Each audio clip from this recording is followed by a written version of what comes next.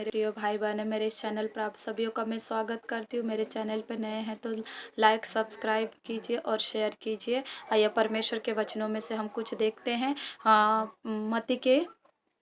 मत्ती 8वां अध्याय के उसके हम 5वें पद से पढ़ते हैं। जब वह कफरनहूम में आया तो एक सूबेदार ने उसके पास आकर उससे विनती की। परमेश्वर प्रभु यीशु मसीह गली गली गांव गांव जाकर सुसमाचार प्रचार कर रहे थे। जब यीशु मसीह गलियों से और कफरनहूम से वहां से आ रहे थे तो सूबेदार नाम का एक व्यक्ति था। जो सूबेदार मतलब उस समय के लोग अच्छा बड़ा पोस्ट मानते थे। वो सूबेदार परमेश्वर यीशु मसीह के पास आकर विनती करने लगा, प्रार्थना करने लगा और परमेश्वर से कहने लगा, हे प्रभु, मेरा सेवक घर में लकवा रोग में बहुत दुखी पड़ा है। वह सूबेदार अपने सेवक के लिए बहुत चिंतित था, बहुत दुखी था, बहुत उसको पीड़ा हो रही थी।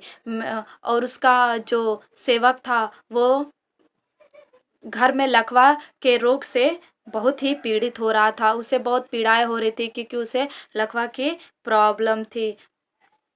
दुखी था। उसने उनसे कहा, मैं आकर उसे चंगा करूंगा। यीशु मसीह ने उससे कहा कि मैं उसे आकर चंगा करूंगा। परंतु सूबेदार कहता है कि हे परमेश्वर, मैं तो इस योग्य नहीं कि तू मेरे घर आए, मेरे छत तले आए। और उससे परमेश्वर यीशु मसीह से सूबेदार विनती और प्रार्थना कर रहा था।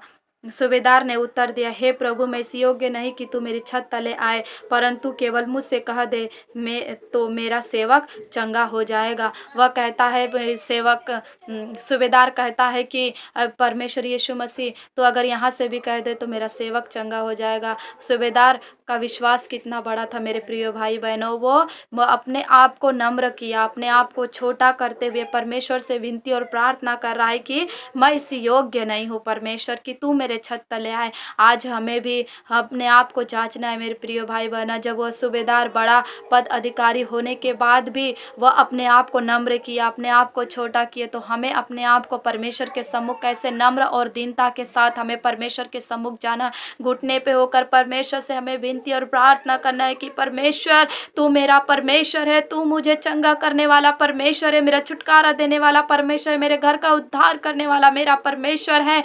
हमें जब प्रार्थना से और विनती करेंगे तो परमेश्वर भी हमारे विश्वास के द्वारा हमारे परिवार के लोगों को भी चंगाई देगा मेरे प्रिय भाई बहनों। जैसे सूबेदार विनती और प्रार्थना कर रहा है परमेश्वर यीशु मसीह से कि तू मेरे छत तले आए, परंतु केवल मुख से कह दे कि तेरा सेवक चंगा हो जाए, क्योंकि मैं भी अपराधीन मनुष्य हूँ। वह सेवक कहता है कि मैं भी एक अपराधीन मनुष्य हूँ और सिपाही मेरे अधीन है। जब मैं एक से कहता हूँ जा तो वह जाता है, और दूसरे से कहता हूँ आ तो वह आता है, और जब अपने दास से कहता है यह कर तो वह करता है। मतलब उसके अधीन में, उस सूबेदार के अधीन में कितने लोग रहते हैं। जब वो सूबेदार कहता है जा तो जाता है, वो आ तो आता है। जो काम वो बताए उसके नौकर चाकर दौड़े दौड़े चले काम के लिए करते रहते हैं। परंतु सूबेदार परमेश्वर के सम्मुख अपने आप को नम्र और दीन करते हुए परमेश्वर से बातें कर रहा है और कह रहा है कि वो 10 पद को हम देखते हैं। यह सुनकर यीशु ने अचंभा हुआ और जो उसके पीछे आ रहे थे उनसे कहा, मैं तुमसे सच सच कहता हूँ, मैंने इज़राइल में भी ऐसा विश्वास नहीं पाया। परमेश्वर यीशु मसीह भी अचंभा करने लगे कि मैंने आज तक ऐसा विश्वास कहीं पर भी नहीं देखा, आज तक मैंने ऐसा कहीं पर भी मैंने विश्वास नहीं देखा है। मैं तुमसे सच सच कहता हूँ, मैंने इज़राइल में भी ऐसा विश्वास नहीं पाया। यीशु मसीह भी अचंभा करने लगे और इन बातों को वो सोचने लगे। तब 11 पद में, और मैं तुमसे कहता हूँ कि पूर्व और पश्चिम से बहुत लोग आकर अब्राहम और इसहाक और याकूब के साथ स्वर्ग के राज्य में बैठेंगे। यहाँ पर ध्यान देने वाली बात यह है मेरे प्रिय भाई बहने की अब्राहम और इसहाक और याकूब के साथ स्वर्ग के राज्य में बैठेंगे। अब्राहम का मतलब है विश्वास का पिता, वीर योद्धा, और इसहाक का मतलब है नई जाति, और याकूब का मतलब है मेरे प्रियो इज़राइल, जो हम लोग हैं। यहाँ पर परमेश्वर ने इन तीनों के विश्वास को बतलाया है। यहाँ पर सूबेदार ने इतना अधिक विश्वास किया कि वो परमेश्वर के सम्मुख विनती और प्रार्थना कर रहे कि मैं योग्य नहीं हूँ, और अपने सेवक के लिए, एक नौकर के लिए वह तड़प रहा है कि प्रभु इसे तू यहाँ से भी अपने मुंह से भी बोल देगा तो मेरा सेवक उस वहीं पर चंगा हो जाएगा।